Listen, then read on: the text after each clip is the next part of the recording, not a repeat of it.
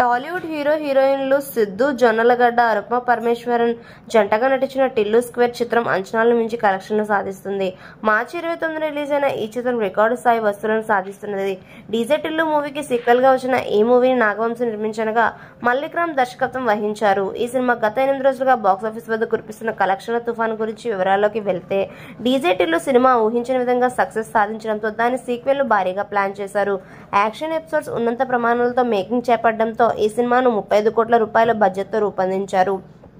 Promotional ఖర్చులతో కలిపి ఈ చిత్రాన్ని సుమారుగా 47 కోట్ల రూపాయల పూర్తి చేశారని ట్రేడ్ వర్గాలు తెలిపాయి. ఇక ఈ మూవీకి భారీగా బజ్ క్రియేట్ కావడంతో ప్రపంచవ్యాప్తంగా 30 కోట్ల మేర ప్రీ రిలీజ్ బిజినెస్ జరిగింది. ఈ సినిమాకు డిమాండ్ ఉండడంతో తొలివారం అంతా 1000 స్క్రీన్లకు పైగా రిలీజ్ చేయగా, తాజాగా ప్రేక్షకుల నుంచి ఎక్కువ డిమాండ్ ఉండడంతో 4వ రోజు స్క్రీన్ల సంఖ్యను కూడా పెంచడం జరిగింది అని ట్రేడ్ వర్గాలు వెల్లడించాయి. తెలుగు రాష్ట్రాల్లో టిల్లు స్క్వేర్ సినిమాకు అనూహ్యమైన స్పందన బాక్సాఫీస్ వద్ద కనిపించింది.